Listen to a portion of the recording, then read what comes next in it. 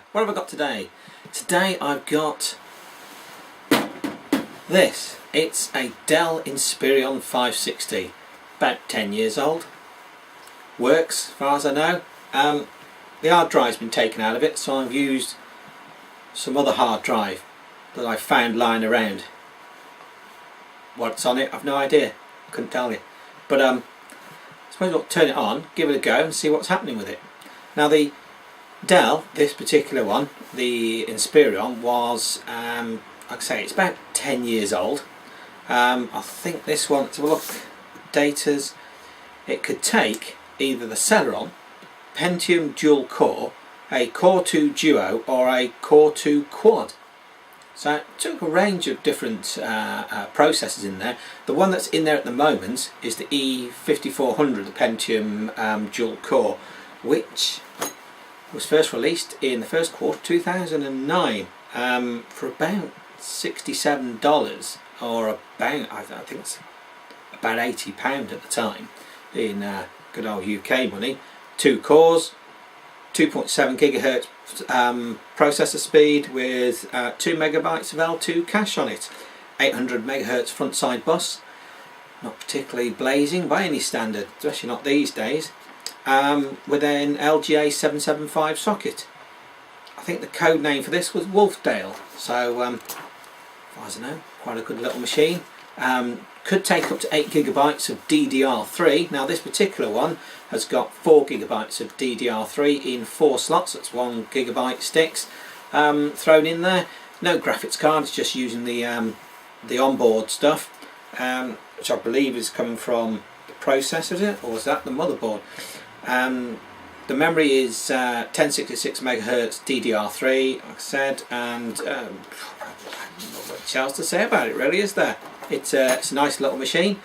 It does work. It was working last year when it was last turned on, so let's turn it on and see what happens with it. Okay, so let's hit the on button and see what happens. See if we can get into the BIOS, see what it's going to do. I'll reach around for the power button. It's doing something. I can hear the fans. It's F2 to get into the BIOS on this. You've got to be fairly quick as well. This one's not doing anything at the moment.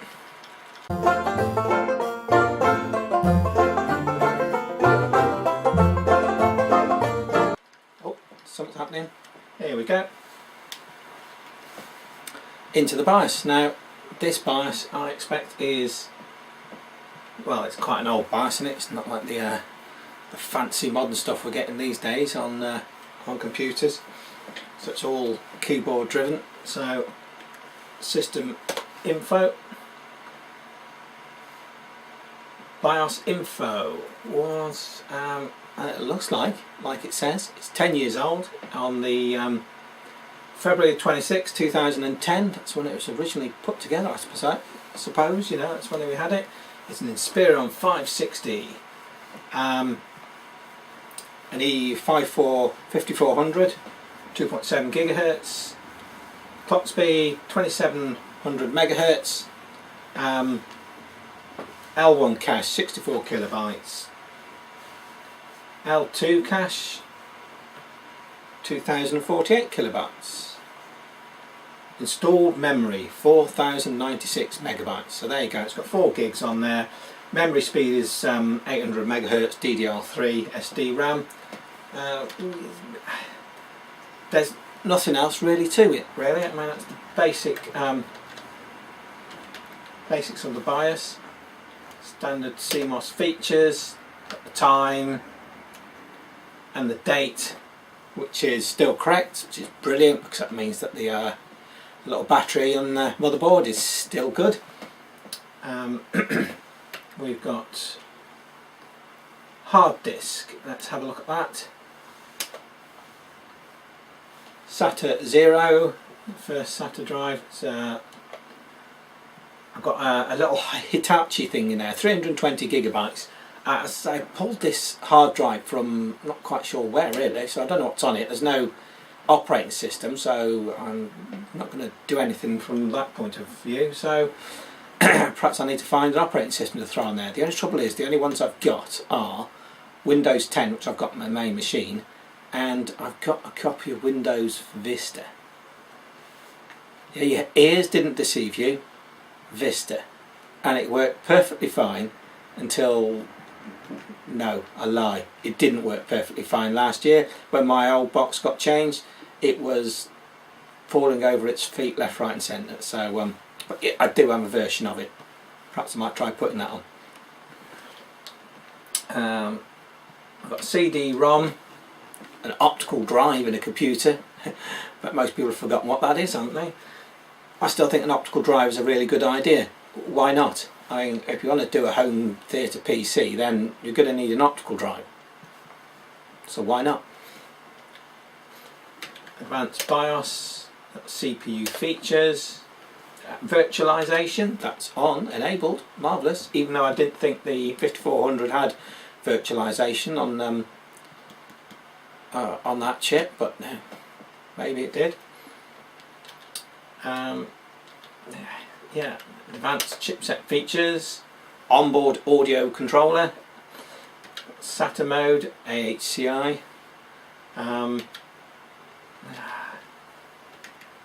boot configuration. First boot is that hard drive that's got bugger all on it, so it's not going to boot from anywhere. Let's come out of there. This guard changes an exit, might as well. There we go. And then it probably is going to flash up and tell me you have no bootable device. There you go, no boot device available, press enter key to retry. But we're not going to do that, we're going to turn it off because I want to have a look inside.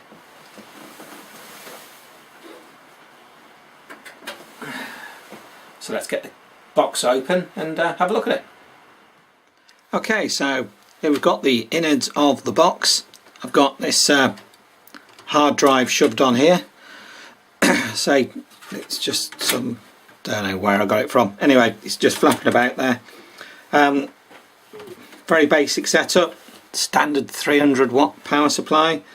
Well, the front board connectors. It's got like a card reader unit, optical drive, USB connectors. Down in here, 4 memory slots, 1 GB in each. There you go. Old Dell computer. That does actually work. Now, this one's got the 5400 in it, and my thought was to actually try putting in a Core 2 instead of the dual core. And what I've got here is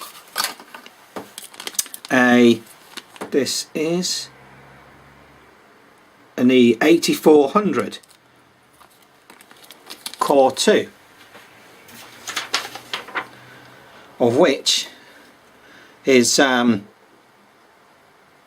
it's part of the Pentium range. It's got 2 cores, 3 GHz frequency, 6 megabytes of L2 cache,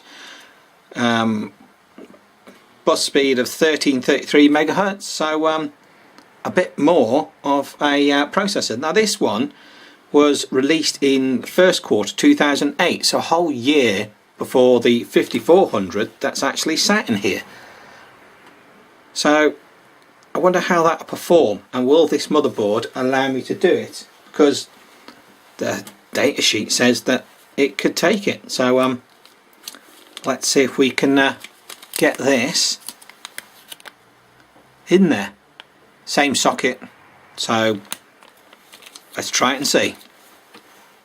Okay, I've got my screwdriver, and according to the manuals, all I've got to do is unscrew these bolts that hold it in. Not too dissimilar to the new sort of way of holding in the coolers, the heat sinks, only The new ones, like on the socket 1151, you just push them on when you put them in, and then a quarter turn to undo them to take them out. Whereas these have to be like fully unscrewed.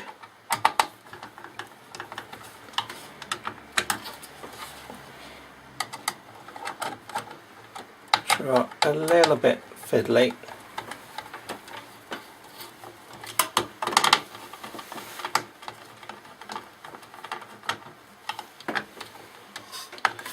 Nearly there.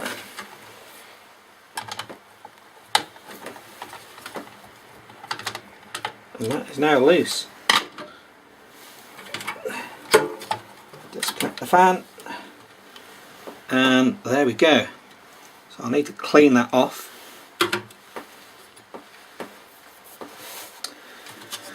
And there's the processor. So undo the lever, lift up the cage, taking a note of the orientation. Okay, it's got to go that way round, and get this one out without any fuss. That's that one out, and then we put in the 8400. Just drop it in. It's not. Yeah. Feels like it's on there. Drop down the cover and put down the lever. Marvellous. That's that one in. Now I just need to put the cooler back on, but I need to give that a bit of a clean and apply some more grease. Okay, got the end off. Just need to apply a little spot to this. Do they say pea-sized spot?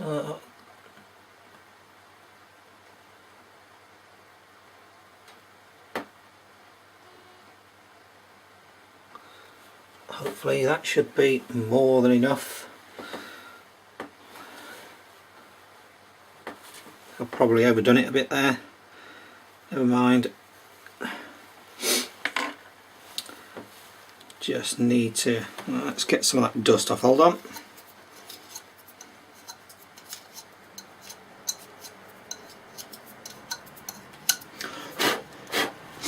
It's not really dusty at all, just a little bit of dust in there. So I get this lined up to go back on. Something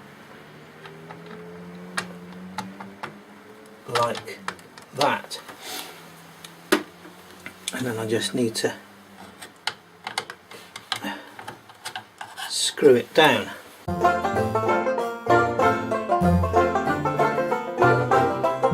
There you go. Connect the fan header back up. And I suppose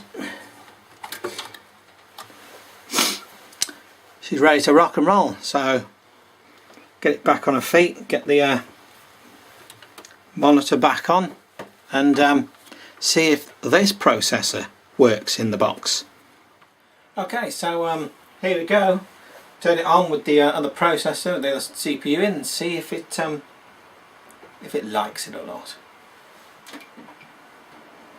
Power on.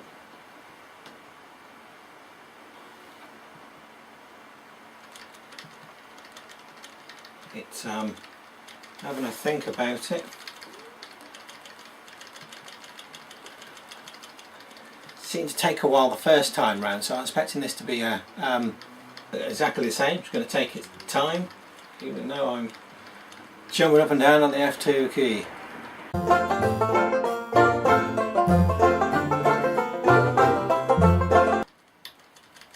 Oh, there we go. We're in the BIOS. We've made it. So, system information. There you go. E8400, 3 gigabytes, 6 megabytes of L2 cache. Obviously everything else is all the same because nothing else has changed, just the processor, but it has recognised it. So I suppose the thing to do now would be to see if I can get an operating system onto this. Now, this box originally had Windows 7 installed, but I don't think I've got a copy of Windows 7, so maybe I might try this Vista. Yeah. And let's see what I can get on it. Well, here we are trying to install the operating system. Unfortunately, it doesn't like it. It's something to do with the hard drive. It's I don't know where the hard drives come from. It might have even been out, I'm sure it was, what was it? Set-top box or something like that. You never know. They might have set it up so that you can't over-install or reinstall any sort of software on top of it. Won't give me the option to format the drive, so I'm going to have to find another drive to see if this works. But it is working. I mean, it's on. Obviously the BIOS picks up that it's an 8400, 3 gigabytes. So yeah, need another hard drive, and then I'll have to try and see if I can get hold of some software like Cinebench and stuff like that, and then give it a bit of a test. Anyway, if you like this video, give us a thumbs up, subscribe, and all comments are welcome. See you next time.